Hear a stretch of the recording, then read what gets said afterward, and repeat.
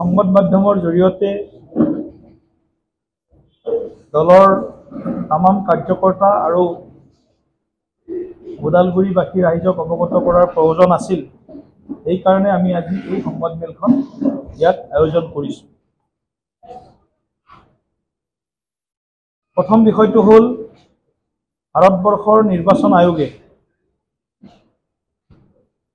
মঙলদৈ লোকসভা সমষ্টিৰ নাম সলনি কৰি দৰং ওদালগুৰি সমষ্টি হিচাপে নামাকৰণ কৰি ইয়াৰ চূড়ান্ত অনুমোদন জনাইছে।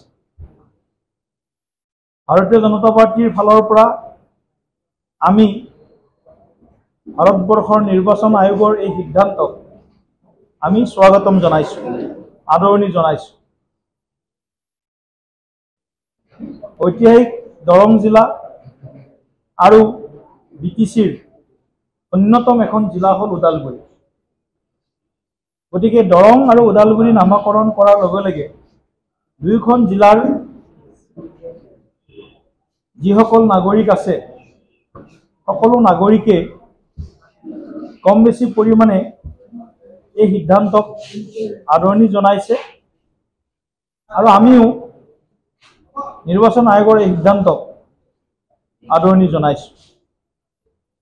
বিভিন্ন সময়ত মঙলদৈ লোকসভা সমষ্টিৰ নাম কি হ'ব তাক লৈ বিভিন্ন বিতৰ্ক, দাবী, আবেদন, নিবেদন চলি আছিল। বহুতে দৰং লোকসভা নামেৰে সমষ্টিটোৰ নামাকৰণৰ দাবী কৰিছিল, বহুতে ওদালগুৰি নামেৰে নামাকৰণ দাবী কৰিছিল আৰু একাংশই পৰৱৰ্তী সময়ত ভৈৰৱকুণ্ড নাম হ'লেও আপত্তি নাই বুলি তেনেধৰণেও এটা আবেদন নিবেদন কৰিছিল। কিন্তু পৰৱৰ্তী সময়ত দুয়োখন জিলাৰ জিলাবাসী ভোটাৰ ৰাইজৰ আবেগ অনুভূতিক সন্মান প্ৰদৰ্শন কৰি দুয়োখন জিলাবাসীক যাতে আমি কম বেছি পৰিমাণে সন্তুষ্ট কৰিব পৰা যায় তাৰ কাৰণে এই যি এটা সিদ্ধান্ত ল'লে দৰং ওদালগুৰি, এইটো মই ভাবোঁ আমি বহুত বেছি আৱেগিক নহয়। অনাগত দিনত যাতে এই নৱৰ নামত যি সমষ্টি নিৰ্ধাৰণ হ'ল, যিহেতু মঙলদৈ লোকসভা সমষ্টিত 10টা বিধানসভা সমষ্টি অন্তৰ্ভুক্ত হৈ আছিল আৰু এতিয়া নিৰ্বাচন আয়োগৰ অধিসূচনা বা সিদ্ধান্ত মৰ্মে দৰং ওদালগুৰি লোকসভা সমষ্টিত 11টাকৈ বিধানসভা সমষ্টি অন্তৰ্ভুক্ত হ'ল। নতুন সমষ্টি এটা জন্ম হ'ল আৰু খৈৰাবাৰী নামেৰে তাৰ নামকৰণ কৰা হ'ল, গোৰেশ্বৰ নামেৰে। আৰু আমাৰ তামোলপুৰ যি বিধানসভা সমষ্টি আছিল সেই সমষ্টিকো আমাৰ এইবাৰ দৰং ওদালগুৰি লোকসভা সমষ্টিৰ অন্তৰ্ভুক্তি কৰিছে। গতিকে ভাৰতীয় জনতা পাৰ্টি NDAৰ পক্ষে চতুৰ্থবাৰ আমি মঙলদৈ লোকসভা সমষ্টি জিকিছোঁ। কিন্তু পঞ্চমবাৰতো ভাৰতীয় জনতা পাৰ্টি আৰু NDA মিলি এই লোকসভা সমষ্টিৰ ভোটাৰবাসী ৰাইজৰ আশীৰ্বাদ আৰু সমৰ্থনত 2024 চনৰ লোকসভা নিৰ্বাচনত পুনৰবাৰ আমি এই সমষ্টিটো নিশ্চিতভাৱে ৰাইজৰ আস্থা আৰু বিশ্বাসেৰে সমৰ্থনেৰে জয়লাভ কৰিব পাৰিম, ইয়াত কোনো সন্দেহ নাই। গতিকে মই অভাৰঅল সামগ্ৰিকভাৱে অসমৰ প্ৰায় 103টা বিধানসভা সমষ্টি অসমৰ বসবাস কৰা খিলঞ্জীয়া আৰু ভাৰতীয় মূলৰ বিভিন্ন জাতি জনগোষ্ঠী লোকসকলৰ বাবে যি ধৰণে সুৰক্ষিত হ'ল, এইটো এটা নজিৰবিহীন ঐতিহাসিক ঘটনা। গতিকে এই কাৰ্য সম্পাদন হওঁতে যদিও চৰকাৰৰ কোনো প্ৰত্যক্ষ ভূমিকা নাছিল ৰাজ্য চৰকাৰৰ, তথাপিও এইখিনি কাম কৰোঁতে মুখ্যমন্ত্ৰী ডক্টৰ হিমন্ত বিশ্ব শৰ্মা ডাঙৰীয়াৰ নেতৃত্বত চৰকাৰখনে যথেষ্টখিনি নিৰ্বাচন আয়োগক বৃত্তৰ ভিতৰত থাকি বৃত্তৰ বাহিৰত নগৈ সহযোগিতা আগবঢ়াইছে আৰু পৰৱৰ্তী সময়ত নিৰ্বাচন আয়োগে প্ৰায় ৬,০০০ ব্যক্তি হাজাৰো অধিক দল সংগঠনৰ মত পৰামৰ্শ গ্ৰহণ কৰি তাৰপিছত চূড়ান্ত তেওঁলোকে অনুমোদন জনায়। গতিকে অসমৰ ৰাজনৈতিক সুৰক্ষিত ভৱিষ্যতৰ কাৰণে নিৰ্বাচন আয়োগৰ এই সিদ্ধান্ত অসমৰ কাৰণে এটা অত্যন্ত গুৰুত্বপূৰ্ণ আৰু ঐতিহাসিক সিদ্ধান্ত হিচাপে ভাৰতীয় জনতা পাৰ্টীয়ে তাক অন্তৰেৰে আদৰণি জনাইছে, স্বাগতম জনাইছে। দ্বিতীয় বিষয়টো হ'ল আমাৰ সাংগঠনিক দিশত ওদালগুৰি জিলাত আমি অসমৰ যি ৩৯খন সাংগঠনিক জিলা আছে এই ৩৯খন সাংগঠনিক জিলাৰ ভিতৰত ওদালগুৰি জিলাত ভাৰতীয় জনতা পাৰ্টীৰ সাংগঠনিক ভেটি আৰু বিস্তাৰ শক্তিশালী কৰাৰ কাৰণে সুনীল বসুমতাৰী ডাঙৰীয়াৰ নেতৃত্বত আমি সকলোৱে মিলি বিগত প্ৰায় ২ বছৰ আমি কাম কৰি আছো। বিগত ২ বছৰত ভাৰতীয় জনতা পাৰ্টীত আমাৰ ৯০০ বুথ আছে, ৯০২টা বুথ আছে ওদালগুৰি জিলাত আৰু ১১টা আমাৰ মণ্ডল আছে, ৮টা আমাৰ মৰ্চা আছে। এই মৰ্চা, মণ্ডল, বুথ, শক্তি কেন্দ্ৰ সকলোৱে মিলি আমি ওদালগুৰি জিলাত ভাৰতীয় জনতা পাৰ্টীক শৃংখলাবদ্ধভাৱে আমাৰ সংগঠন শক্তি বৃদ্ধিৰ কাৰণে আমি সকলোৱে মিলি কাম কৰিছোঁ। আৰু বিগত সময়ত দেখিবলৈ পাইছোঁ ২০২০ চনৰ যি BTC নিৰ্বাচন অনুষ্ঠিত হৈছিল, প্ৰথমবাৰৰ কাৰণে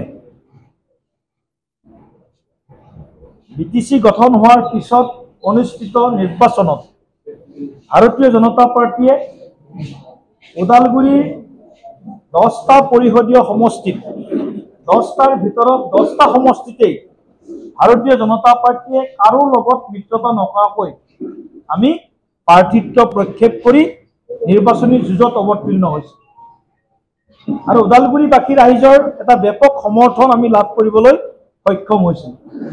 4টা সমষ্টিত ভাৰতীয় জনতা পাৰ্টীৰ প্ৰক্ষেপিত প্ৰাৰ্থীয়ে বিপুল ভোটত জয়লাভ কৰিছে।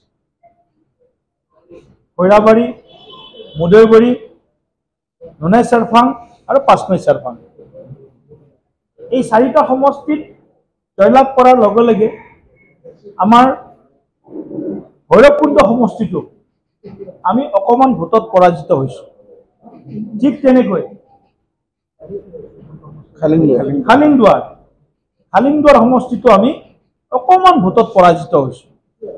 অৰ্থাৎ আমি আৰু অকণমান যদি শক্তি লগাব পাৰিলেহেঁতেন তেতিয়াহ'লে আমি 10টাৰ ভিতৰত 6টা সমষ্টি নিশ্চিতভাৱে আমি এই বাকী 2টা সমষ্টিটো আমি জয়লাভ কৰিব পাৰিলোহেঁতেন।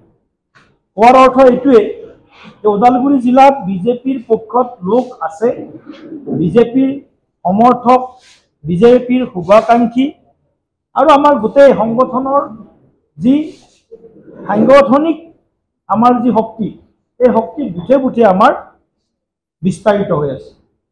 সেইটো কাৰণে মই দুটামান কথা যিহেতু ওলাইছে, 2-এজন কাৰ্যকৰ্তা আমাৰ দল এৰি বেলেগ দলত যোৱা কেইদিনমান আগত জইন কৰিছে। ৰৌতা সমষ্টিত 1-2জন কাৰ্যকৰ্তা অন্য দলত যোগদান কৰিছে। ঠিক তেনেকৈ আমাৰ ওদালগুৰিতো 1-2জন কাৰ্যকৰ্তা আমাৰ দলৰ পৰা গৈ বেলেগ দলত যোগদান কৰিছে। আৰু সংবাদ মাধ্যমত যি ধৰণৰ প্ৰচাৰ চলি আছে বা পদত্যাগ কৰা নেতাৰ যি ভাষ্য, সেই ভাষ্যত ভাৰতীয় জনতা পাৰ্টি আশ্চৰ্যচকিত হৈছে। তেওঁলোকে আঙুলিয়াই দিয়া যিবিলাক অভিযোগ এই অভিযোগবোৰ কোনো ভিত্তি নাই, এই অভিযোগবোৰৰ কোনো বাস্তৱতা নাই। আমাৰ দলৰ কাৰ্যকৰ্তাসকলে যিসকলে সঁচাকৈ বিজেপি কৰি আছে, যিসকলৰ কোনো ব্যক্তি স্বাৰ্থ নাই, যিসকলে আই অসমী মা ভাৰতীৰ সেৱাত দলটোৰ হৈ কাম কৰি আছে, তেনেকুৱা নিস্বাৰ্থ নিষ্ঠাৱান কাৰ্যকৰ্তা কোনো ভাৰতীয় জনতা পাৰ্টিৰ পৰা এৰি যোৱা নাই। পূৰ্বতে বেলেগ দলৰ পৰা অহা দুই এজন কাৰ্যকৰ্তাই কিছুদিন বিজেপিত কাম কৰি দলে দিয়া দায়িত্ব মই পালন নকৰা বুলি নকওঁ, দলে দিয়া দায়িত্ব পালন কৰিছে, কিন্তু যেতিয়া নিজৰ স্বাৰ্থৰ কথা আহে তেতিয়া তেওঁলোকে আমালৈ কিছুমান প্ৰশ্ন বা আঙুলি টোৱাই আমাৰ দলটোক জনমানসত হেয় প্ৰতিপন্ন কৰা আৰু আমাৰ দলটোৰ বিৰুদ্ধে কিছু মনে সজা অভিযোগ দি যি ধৰণে এক পৰিৱেশ সৃষ্টি কৰিব বিচাৰিছে, গোটেই পৰিৱেশটো সন্দৰ্ভত আমি আমাৰ স্পষ্টীকৰণ এই ধৰণে দিব বিচাৰিছোঁ। যিসকল দলৰ নেতা শেহতীয়াভাৱে কাৰ্তিক বড়ো ডাঙৰীয়া আমাৰ দলৰ পৰা তেখেত পদত্যাগ কৰিছে। কাৰ্তিক বড়ো ডাঙৰীয়া দলত জইন কৰাৰ পিছতেই কিছুদিন পিছতে তেওঁ আমাৰ উপসভাপতিৰ দায়িত্ব দিয়া হৈছে। জিলাৰ উপসভাপতি প্ৰথম দায়িত্ব দিয়া হৈছে, তাৰপিছত জিলাৰ উপসভাপতিৰ দায়িত্ব দিয়া হৈছে। জিলাৰ সভাপতি এতিয়া দুটা কাৰ্যকাল আছিলে আৰু দুটা কাৰ্যকাল থকাৰ পিছত তেখেতে আজি 4 দিন আগত বিজনীত গৈ ওদালগুৰিত জইন কৰা নাই BPF-ত, বিজনীত গৈ হাত দাঙি আহিছে, BPF-ৰ লগত তেওঁ মানে জইন কৰি আহিছে। মই এটা কথাই ক'ব বিচাৰিছোঁ, কাৰ্তিক বড়োক আমি শুভেচ্ছা দিছোঁ। কাৰ্তিক বড়োৰ বহুত ৰাজনৈতিক আকাংক্ষা আছে, তেখেত বহুত আগবাঢ়ি যাওক, তেখেত BTCৰ চিফো হওক, আমাৰ কোনো আপত্তি নাই। কিন্তু আমালৈ যে আঙুলি টোৱাই প্ৰশ্ন কৰিছে, সেই প্ৰশ্নক আমি সহজভাৱে ল'ব পৰা নাই আৰু সহজভাৱে কোনো বিজেপিৰ কাৰ্যকৰ্তাই নলয়। তেওঁ যদি বিজেপিৰ কাম কাজত অসন্তুষ্ট হৈছিল, দ্বিতীয় কাৰ্যকাল ল'বই নালাগিছিল। তেওঁ যেতিয়া প্ৰথম বিজেপিৰ সভাপতিৰ দায়িত্ব লৈছিল, তেতিয়া আমি কি ধৰণে বিজেপিটোক ইয়াত ওদালগুৰিত প্ৰতিষ্ঠা কৰাৰ কাৰণে সংগ্ৰাম কৰিব লগা হৈছিল তেওঁও জানে, আমিও জানো। কিন্তু বিজেপিত থাকি বিজেপি দলৰ নেতৃত্ব লৈ আকৌ তেওঁ আমালৈ চিঠি লিখিলে, তেওঁ ব্যক্তিগত কাৰণত পদত্যাগ কৰিছোঁ। মই ফোন কৰিছোঁ, ফোন চুইচ অফ পালোঁ। প্ৰথম চুইচ অফ কৰাৰ লগে লগে জিলা সভাপতি ডাঙৰীৰ লগত কথা পাতিছোঁ যে আপুনি একবাৰ গৈ তেখেতৰ ঘৰত যাওক, ঘৰত যাই কথা পাতক। আমাৰ বিধায়ক পানেৰী সমষ্টিৰ বিশ্বজিৎ দৈমাৰী ডাঙৰীয়া তেওঁও ফোন কৰিছে, ময়ো ফোন কৰিছোঁ। মই বাৰু ফোনত কথা পাতিব কাৰণে ফোনটো চুইচ অফ পাইছোঁ। তাৰপিছত আমাৰ সভাপতিয়ে সাধাৰণ সম্পাদক তেখেতৰ ঘৰত গৈছে, ঘৰত গৈ কথা বতৰা পাতিছে। তেখেতে কৈছে মই ব্যক্তিগত কাৰণত বিজেপি দল নেৰো, ব্যক্তিগত কাৰণত তেওঁ পদত্যাগ কৰিছে ষ্টেট এক্সিকিউটিভৰ পৰা। গতিকে আমাৰ কথাটো হ'ল, তেওঁ যিটো কথা কৈছে বিজেপিৰ কোনো মানুহ মোৰ খবৰ ল'বলৈ নাহিল পদত্যাগ কৰাৰ পিছত, এইটো সম্পূৰ্ণ মিছা আৰু বিভ্ৰান্ত কৰিব পৰা তেওঁৰ বিবৃতি। তেওঁ এটা কথা কৈছে যে তেওঁ জইন কৰাৰ পিছত আৰু বিজেপিৰ খহনি আৰম্ভ হ'ব আৰু বিজেপিৰ কৰ্মী মই প্ৰশ্ন উত্তৰ দি আছোঁ, পিছলৈ দি আছোঁ। নাই, মই পিছলৈ দি আছোঁ, গোটেইখিনি কথাৰ আপোনালোকৰ প্ৰশ্নৰ উত্তৰ মই দিম। গতিকে তেওঁ যিটো কথা কৈছে, তেওঁ দলে এলাগি কৰা বুলি কৈছে। কোনখন মিটিঙত তেওঁক দলে এলাগি কৰিছে? কোনখন মিটিঙত তেওঁ অনুপস্থিত আছে? প্ৰতিখন মিটিঙত তেওঁ উপস্থিত আছে, প্ৰতিখন মিটিঙত তেওঁক মঞ্চত বহাইছে, প্ৰতিখন সভাৰ আগত তেওঁলোক কথা পাতি হৈছে। তেওঁ আমাৰ জিলাৰ যিখন কোৰ কমিটি, 8জনীয়া কোৰ কমিটিৰ তেওঁ সদস্য। 8জনীয়া এখন জিলাৰ কমিটি আছে, সেই কমিটিৰ তেখেত সদস্য। তাৰপিছতে তেওঁ যিটো কথা যে মোক এলাগি কৰা বুলি, এইটো এলাগি কৰা নহয়। তেওঁ হয়তো আকাংক্ষা আছিল তেওঁক দলে মানে চেয়াৰমেন বা ভাইচ চেয়াৰমেন আমাৰ যি বোৰ্ড আছে কৰ্পোৰেশ্যন আছে তাত তেওঁ অপেক্ষা কৰিছে আৰু এইটো অপেক্ষা কৰাটো তেওঁৰ কাৰণে ভুলো নহয় বাৰু মই সেইটোতে একো মন্তব্য নিদিওঁ অপেক্ষা কৰিব পাৰে আশা ৰাখিব পাৰে কিন্তু নাপালে দল বেয়া পালে দল ভাল এইটো কথা আমি ভাৰতীয় জনতা পাৰ্টিৰ প্ৰকৃত কাৰ্যকৰ্তাৰ বক্তব্য নহয়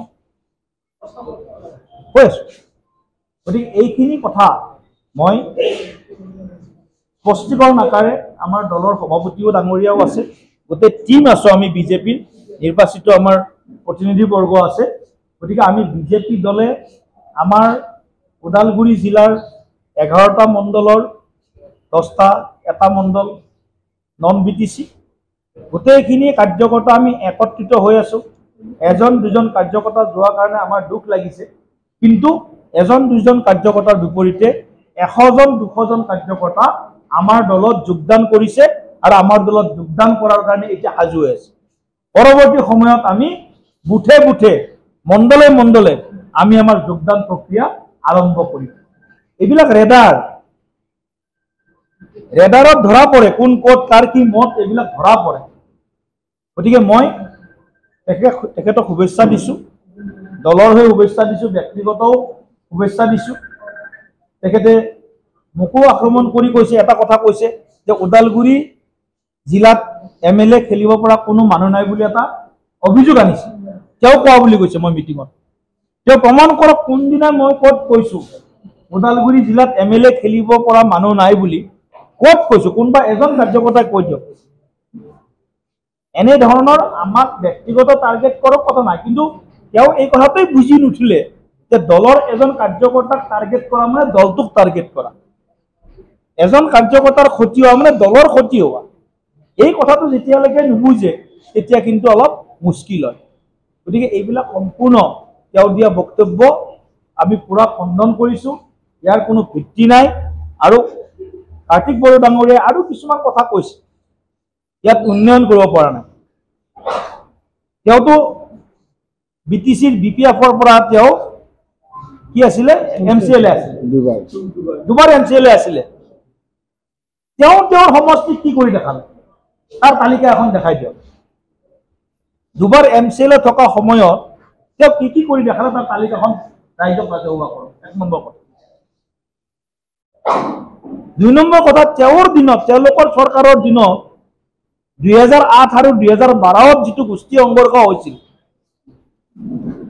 যিটো গোষ্ঠী সংঘৰ্ষত হয়তো বহু মানুহ মৃত্যুমুখত পৰিছিল আজি কিন্তু BTCত UPPL বিজেপি GSPৰ মিত্ৰজোঁটৰ চৰকাৰ অহাৰ পিছত 2020 চনৰ পিছত কতো এটা সামান্য কতো এনে ধৰণৰ ঘটনা হোৱা নাই কতো গোষ্ঠীগত সংঘৰ্ষ হোৱা নাই কতো এদিন কাৰফিউ লগাব লগা পৰিস্থিতি হোৱা নাই অৰ্থাৎ শান্তিৰ বাতাবৰণ আমাৰ চৰকাৰৰ দিনত মিত্ৰ চৰকাৰৰ দিনত ট্ৰিপল ইঞ্জিন চৰকাৰৰ দিনত দিল্লী দিছপুৰ কোকৰাঝাৰৰ আমাৰ যি তিনিখলপীয়া তিনিখন চৰকাৰ ট্ৰিপল ইঞ্জিনৰ যে আমাৰ চৰকাৰ য'ত বিজেপি দল আমি আছো এই চৰকাৰৰ দিনত কতো ধৰণৰ ভাতৃঘাতী সংঘৰ্ষ সাম্প্ৰদায়িক সংঘৰ্ষ হত্যা হিংসা এইবিলাক মানে ড্ৰেষ্টিকলি মানে এইটো কমি গৈছে আশ্চৰ্যজনকভাৱে কমি গৈছে বা আমি এইখিনি প্ৰায় নাইকিয়া কৰাৰ কাৰণে আমি সংকল্প আমি লৈছোঁ গতিকে এই কথাখিনি তেখেতৰ বক্তব্যত যি ধৰণে আমাক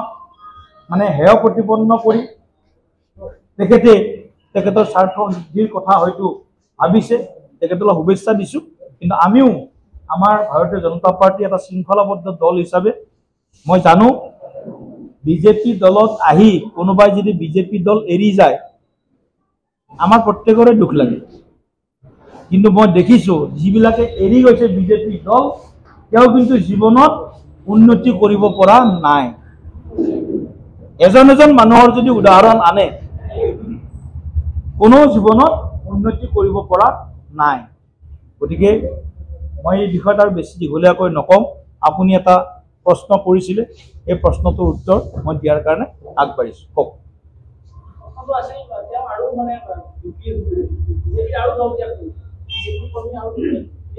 চাওক এইবিলাক যিজনে জইন কৰে তেওঁক মানে তেওঁৰ ওপৰত প্ৰেছাৰ থাকে আৰু আন বুজা নাই আমিও জইন কৰাওঁতে তোমাৰ লগত কোন আছে আমিও এইবিলাক বিচাৰোঁ তেওঁ হয়তো চেষ্টা কৰিব, 2-4জন কাৰ্যকৰ্তাই হয়তো ইফাল সিফাল কৰিব পাৰে, কিন্তু প্ৰকৃত বিজেপিক ভাল পোৱা, আই অসমী মা ভাৰতীক ভাল পোৱা কোনো প্ৰকৃত বিজেপিৰ কাৰ্যকৰ্তাই বিজেপি দল নেৰে। যদি কোনোবাই এৰিছে বা এৰিব পাৰে তেনে তেওঁ প্ৰকৃতাৰ্থত ভাৰতীয় জনতা পাৰ্টিৰ কাৰ্যকৰ্তা হ'ব নোৱাৰে।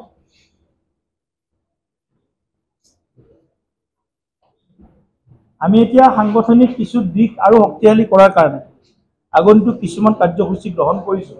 এই সন্দৰ্ভত আমাৰ প্ৰভাৰী প্ৰাণ কুমাৰ দাস আৰু আমাৰ সুনীল বসুমতাৰী ডাঙৰীয়া আছে।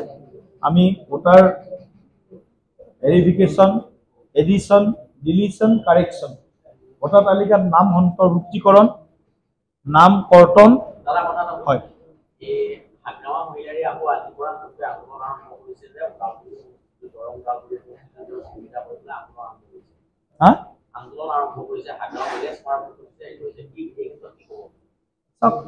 হাগ্ৰামা মহিলাই ডাঙৰীয়া ক্ষমতাত নাথাকিলে তেওঁ ৰেষ্টলেছ হৈ থকা মানুহ, তেওঁক ক্ষমতা লাগে। আমি তেওঁ ক্ষমতা পোৱাটোও বিচাৰোঁ, কিন্তু এতিয়া সদ্যহতে ক্ষমতা নাপায়, এইটো স্পষ্ট কথা।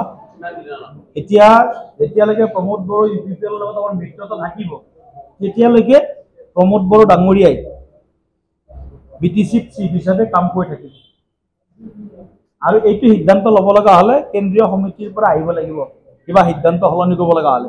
কিন্তু মই নিশ্চিত এই সময়ত আমি UPPL দলৰ লগত মিত্ৰতাত আবদ্ধ হৈ আছোঁ আৰু 2024 চনৰ লোকসভা নিৰ্বাচন আৰু 2025 চনৰ BTC ইলেকশ্যনলৈকেও আমি UPPL লগত আমাৰ মিত্ৰতা থাকিব। কিন্তু ৰাজনীতিত কেতিয়াবা এটা সমীকৰণৰ ইফাল সিফাল হয় কেতিয়াবা, কিন্তু ইয়াত বৰ্তমান সময়ত কোনেও আশংকা বা শংকা কৰিব নালাগে যে UPPLৰ লগত আমাৰ মিত্ৰতা ভংগ হ'ব নেকি। এইটো স্পষ্ট কথা, UPPLৰ লগত আমাৰ মিত্ৰতা আছে, আগন্তুক দিনৰ কাৰণে মিত্ৰতা থাকিব। আৰু হাগ্ৰামা মহিলাই ডাঙৰীয়াই আজি বা কালি তেওঁ কৈছে, যিটো এভিকশ্যনৰ ক্ষেত্ৰত তেওঁ এটা বক্তব্য দি আছে, তেখেতৰ দিনতেই হাইকোৰ্টত কেছ হ'ল, তেখেতৰ দিনতেই হাইকোৰ্টে গোটেই কেছটো চালি জাৰি চাই আছে আৰু তেখেতৰ দিনত ৰুজু হোৱা কেছৰ পৰিণাম স্বৰূপে হাইকোৰ্টে এভিকশ্যনৰ অৰ্ডাৰ দিলে। আৰু কাইলৈ এটা হাইকোৰ্টৰ আৰু এটা শুনানি হ'ব, অহা কাইলৈ 24 তাৰিখ। গতিকে কাইলৈ আমাৰ দিনটো অপেক্ষা কৰিছোঁ, কিন্তু তেওঁ ইমোশ্যনেলি আমাৰ BTC-বাসী ৰাইজক বুৰ্বক সজোৱাৰ কাৰণে কিছুমান নাটক ৰচনা কৰি আছে। গতিকে মই এই কথাটোত অত্যন্ত সজাগ হ'বলৈ ৰাইজক আহ্বান জনাইছোঁ। 2002ৰ পৰা 2003ৰ পৰা 2020 চনলৈকে 17 বছৰ BPF দলৰ নেতৃত্বত ইয়াত BTCত শাসন হৈছিল। কি পৰিস্থিতি হৈছিল, কেনেকৈ মানুহ জীয়াই থাকিব লগা হৈছিল, কেনেকুৱা মানুহৰ সংশয় আছিল জীৱনলৈকে, দৰমহাৰ এটা অংশ উগ্ৰবাদী সংগঠনক দিব লগা হৈছিল, দোকান বজাৰ জগতে কি ধৰণৰ পৰিস্থিতি হৈছিল, সেই কথা আমাৰ সন্মুখত আছে। গতিকে মই আজি আৰু বহুত বেছি দীঘলীয়াকৈ নকওঁ। এতিয়া আমাৰ চৰকাৰৰ কাৰ্যকালত যোৱা 3টা বছৰত, প্ৰায় 3টা বছৰ হ'ব 3টা বছৰত আমাৰ শান্তি আৰু উন্নয়ন সমান্তৰালভাৱে আমি আগবঢ়াই লৈ গৈ আছোঁ।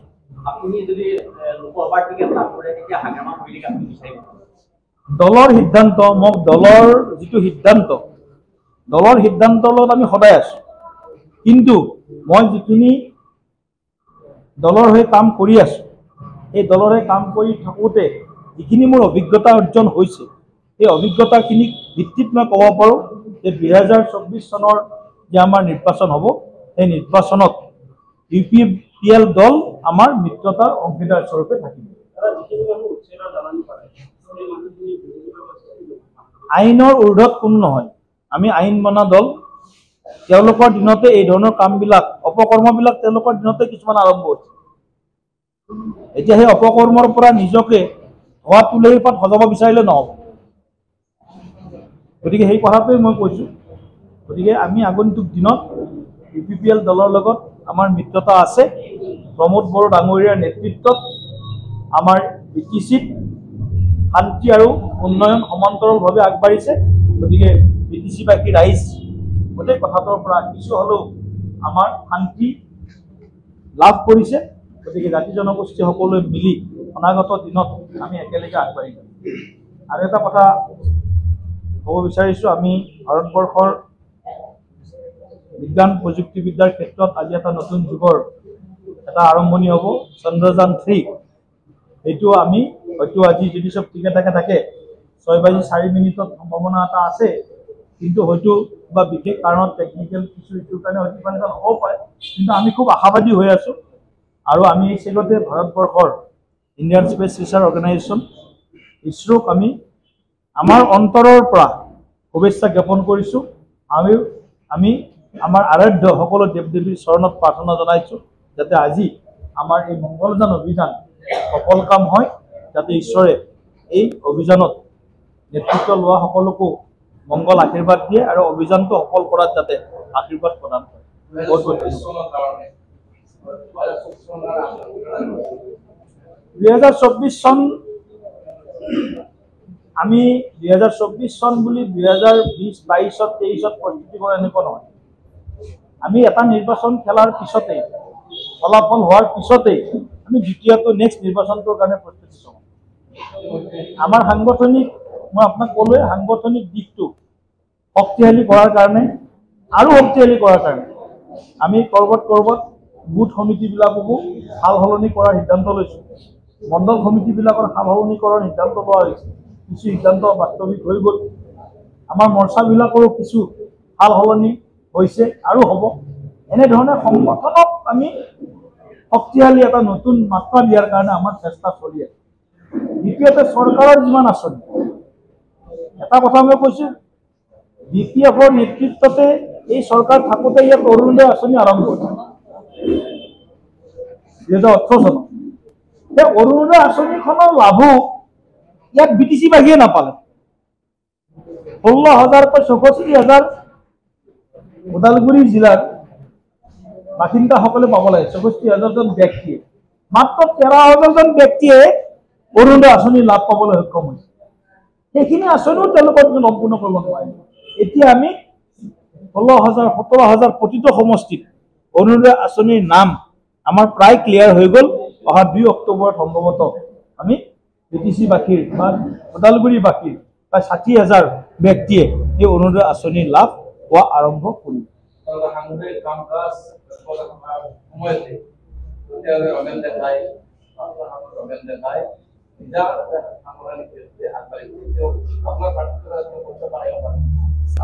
বিজেপি দলত প্ৰাৰ্থিত্ব প্ৰত্যাশী বহুত থাকিব আৰু কোনোবা আহিব দলত।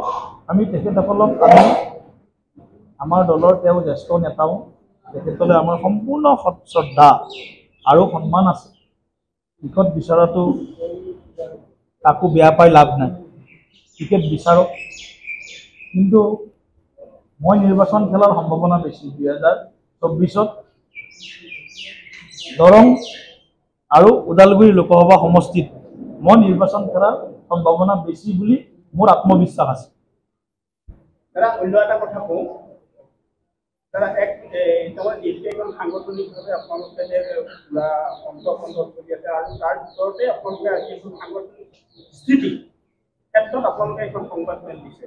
কিন্তু এটা কথা, আমাৰ বিভিন্ন আপোনালোকৰ একাংশ দলীয় কৰ্মীয়ে হওক বা সামাজিক মাধ্যমত কিন্তু এটা বস্তু ওলাই আছে, সেইটো হ'ল তাৰমানে এইটো আমাৰ কথা, আপুনি ভাবি নল'ব যে আমি কৈছোঁ।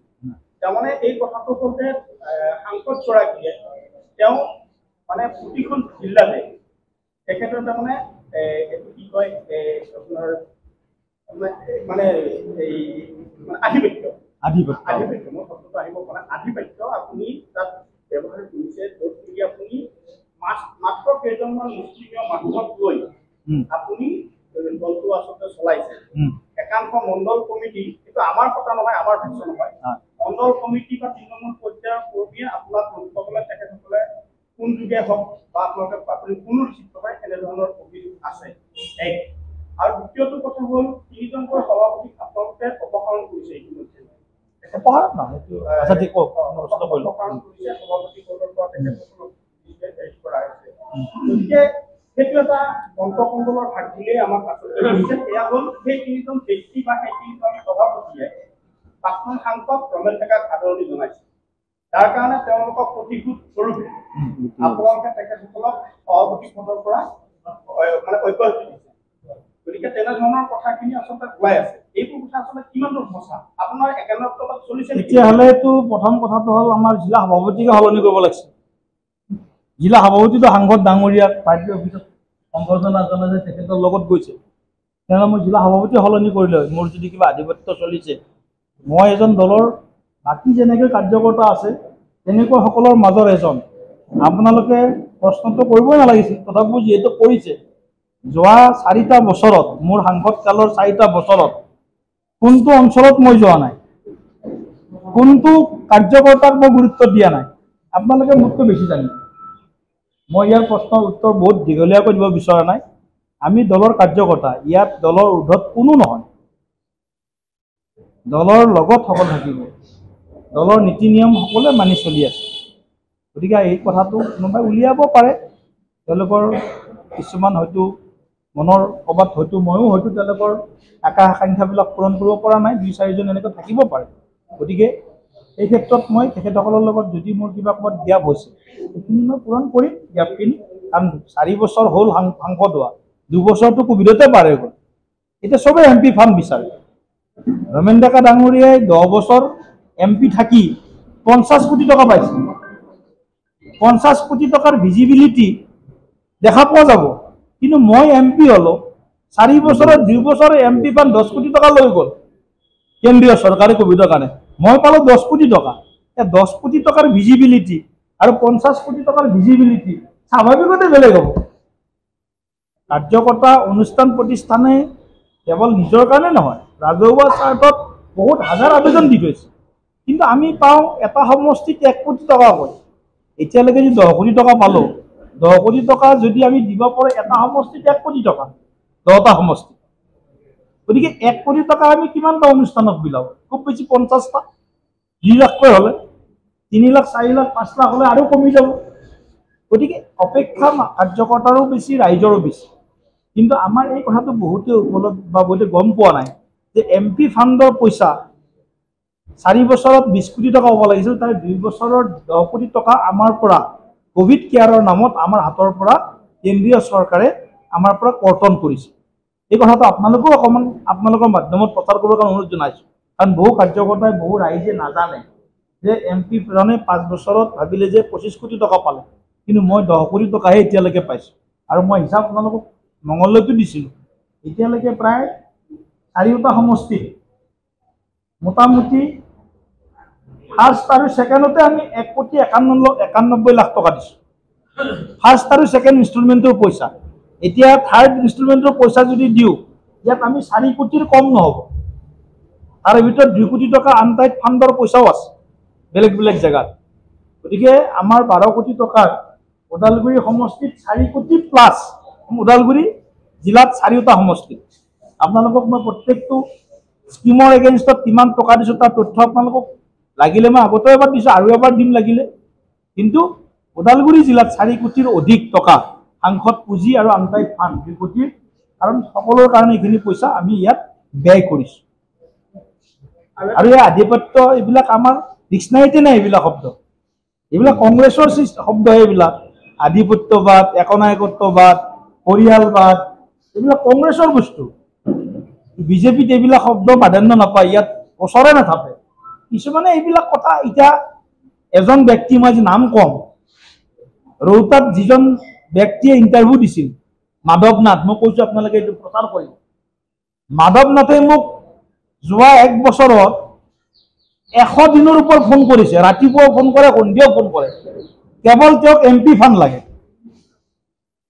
ৰৌতাত যেতিয়া যিকেইটা স্কিম দিছোঁ তাত তেখেতক জড়িত হ'ব কৈছোঁ। তাৰপিছত তেওঁ দিলীপ শইকীয়া আমাৰ খবৰ নলয়, দেখা নিদিয়ে বুলি কয়। তেওঁৰ মোবাইলটো চেক কৰিব। দিলীপ শইকীয়াক যোৱা বছৰত তেওঁ কিমানবাৰ ফোন কৰিছে, আৰু মোৰ মোবাইলো ফোন চেক কৰিব, কিমানবাৰ তেওঁৰ ফোন ৰিচিভ কৰিছিল। স্পষ্টভাৱে কৈছোঁ, মাধৱ নাথৰ এজন ইণ্টাৰভিউ, ৰৌতাৰ এজন ব্যক্তিয়ে দিলীপ শইকীয়াক লগ নোপোৱা, কিবা নোপোৱা ইণ্টাৰভিউ দিছে। তেওঁৰ কথাটো স্পেচিয়েলিটো বজাই তেওঁলৈ পঠিয়াই দিব। এইটো মই অপেনলি কৈছোঁ। ইয়াততো আৰু মোবাইল চেক কৰক, মাধৱ নাথে মোলৈ কিমানবাৰ ফোন কৰিছে, ক'ত কিমানবাৰ লগ কৰিছে, কিমান এপ্লিকেশ্যন দিছে, এইবিলাক চাওক। দাদা অন্য এটা কথা আহোঁ, বিশেষকৈ আপুনি টঙালি বাঢ়িছে ইলেকশ্যনৰ কাৰণে বা নিৰ্বাচনৰ 24 আৰু তেনে এটা মুহূৰ্তত কিন্তু সমগ্ৰ বিটিচিত এটা আপোনাৰ এগেইনষ্টত এটা প্ৰচাৰ চলিছে। এইটো প্ৰতিটো বাছক গ্ৰুপে গ্ৰুপে এইটো বিধান আপুনি নিশ্চয় চাইছে, এণ্টি বড়ো আপোনাৰ টিচাৰৰ ওপৰত। গতিকে আপুনি ক'ৰবাত এণ্টি বড়ো কৰিছে নেকি, যাৰ কাৰণে এনেধৰণৰ প্ৰচাৰ চলিছে, না কি কেনেধৰণৰ ষড়যন্ত্ৰ? এইটো এটা মিডিয়াৰ এটা ইণ্টাৰভিউৰ পিছত মোক এজন সাংবাদিকে সুধিলে যে বিটিচিত মানে 2টা সমষ্টি ST হ'ব লাগে, 2টা সমষ্টি ST হ'ব লাগে বুলি এনেধৰণৰ এটা প্ৰশ্ন কৰিছিলে। আৰু বিটিচিত 2টা সমষ্টি হ'ব লাগে বিটিচিৰ ভিতৰত, এইটো বিটিচিৰ চুক্তিত লিখা থকা বুলি ক'লে। বিটিচিৰ চুক্তিমতে 2টা সমষ্টি হ'ব লগা আছিল, 2টা ST সমষ্টি হ'ব লাগে। আপোনাৰ এই ক্ষেত্ৰত মন্তব্য কি? তেতিয়া মই কৈছিলোঁ যে বিটিচিৰ কোনো এখন চুক্তিত 2টা সমষ্টি ST হ'ব লাগে বুলি ক'তো উল্লেখ নাই। আৰু আপুনি 2020 চনৰ চুক্তিখন ওলাই চাব, বাকীটো 2003 বাকী আগৰ চুক্তি বাকী যাব। 2020 চনৰ বড়ো পিছ একত যিখন আমি কৰিছোঁ সেইখন উলিয়াই চাব। তাত এইটো কথা স্পষ্টভাৱে উল্লেখ আছে যে 40টা পৰিষদীয় সমষ্টিৰ পৰা 60টা পৰিষদীয় সমষ্টি কৰিব লাগে, সেইটো স্পষ্টভাৱে উল্লেখ আছে। কিন্তু 2টা সমষ্টি, মই ওদালগুৰি বেলেগ সমষ্টি হোৱাৰ বিৰোধিতা নহয়, মই উল্লেখ নাই বুলিয়ে কৈছিলোঁ। তাৰপিছত স্পিৰিট আছিলে, এটা স্পিৰিট যে 2টা সমষ্টি বিচাৰিছে, 2টা সমষ্টি হোৱাত মোৰ কোনো আপত্তিও নাই। কিন্তু তেওঁলোকে যিদৰে মোক প্ৰশ্নটো কৰিছিল, 2টা সমষ্টিক আপুনি সমৰ্থন কৰে নকৰে, মানে বিটিচি একৰ্ডত লিখা অনুসৰি, গতিকে মই সেই কথাটোৰ প্ৰতিক্ৰিয়া দিছোঁ। গতিকে অনাগত দিনত বিটিচিত 2টা সমষ্টি হওক, ওদালগুৰি নামত বেলেগ সমষ্টি হওক, তাত কোনো আপত্তি কৰিব লাগে একো নাই। কিন্তু এইটো কৰিব ভাৰতবৰ্ষৰ নিৰ্বাচন আয়োগে, না আপোনাৰ মোৰ মন্তব্যৰে হ'ব, না আপুনি মই হেঁচা প্ৰয়োগ কৰিলে হ'ব। ইয়াত সংখ্যা লাগিব, জনসংখ্যা কাৰ কিমান, বিটিচিত ST পপুলেশ্যন কিমান, জেনেৰেল পপুলেশ্যন কিমান, অন্য পপুলেশ্যন কিমান, এই গোটেইবিলাক কথা আলোচনা। এতিয়া কৰিমগঞ্জ সমষ্টি SC নহয়, এতিয়া শিলচৰ সমষ্টি SC হ'লনে নহয়? আমাৰ সন্মুখত হৈছে, চকুৰ সন্মুখত হৈছে। কিয় হ'ল? মাত্ৰ 0.8% ভোট SC ভোট কৰিমগঞ্জত কৰি শিলচৰত বেছি হৈ গ'ল। 0.8%, 1%ৰো তল। সেইটো কাৰণে কৰিমগঞ্জ সমষ্টি SC উঠি শিলচৰ সমষ্টি SC হৈ গ'ল। তেতিয়াহ'লেতো আমি ডক্টৰ ৰাজদীপ ৰায় আমাৰ এজন ভাল সাংসদ আছিল। আমি যদি ভাবিলোহেঁতেন যে এইটো আমি কৰিব লাগিব, আমি ৰাজদীপ ৰায়ক MP ৰখাৰ স্বাৰ্থত আমি হেঁচা প্ৰয়োগ কৰিলোহেঁতেন। কিন্তু নিৰ্বাচন আয়োগৰ সিদ্ধান্তৰ ওপৰত আমি এইবিলাক কোনো নিজৰ স্বাৰ্থ, কেৱল অসমৰ স্বাৰ্থ, দেশৰ স্বাৰ্থকে আমি সন্মুখত ৰাখিছোঁ। গতিকে ওদালগুৰিবাসী, আমাৰ জনজাতি ভাইসকল, অজনজাতি ভাইসকল, বিভিন্ন জাতি জনগোষ্ঠীৰ ভাইসকলৰ প্ৰতি মোৰ এইটোৱে নিবেদন, ইয়াত কোনো ধৰণৰ বেলেগকৈ আৰু ইয়াক হেৰি কৰিব নালাগে।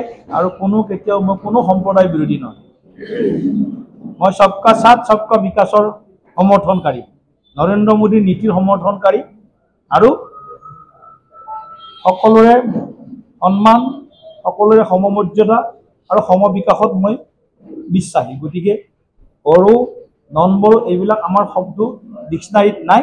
বিটিচিত থকা প্ৰতিগৰাকী ব্যক্তিয়ে একেলগে বিটিচিৰ সৰ্বাংগীন উন্নয়নৰ কাৰণে, বিটিচিত স্থায়ী শান্তি প্ৰতিষ্ঠাৰ কাৰণে আমি সকলোৱে আগন্তুক দিনত যি 2000 কোটি টকাৰ প্ৰায় পেকেজ আমাৰ আছে, সেই পেকেজৰ প্ৰতিটো দফা ইয়াত কাৰ্যকৰীকৰণ হোৱাটো আমি বিচাৰোঁ। তাৰ কাৰণে কেন্দ্ৰীয় চৰকাৰক আমি হেঁচাও প্ৰয়োগ কৰি আছোঁ। হ'ব।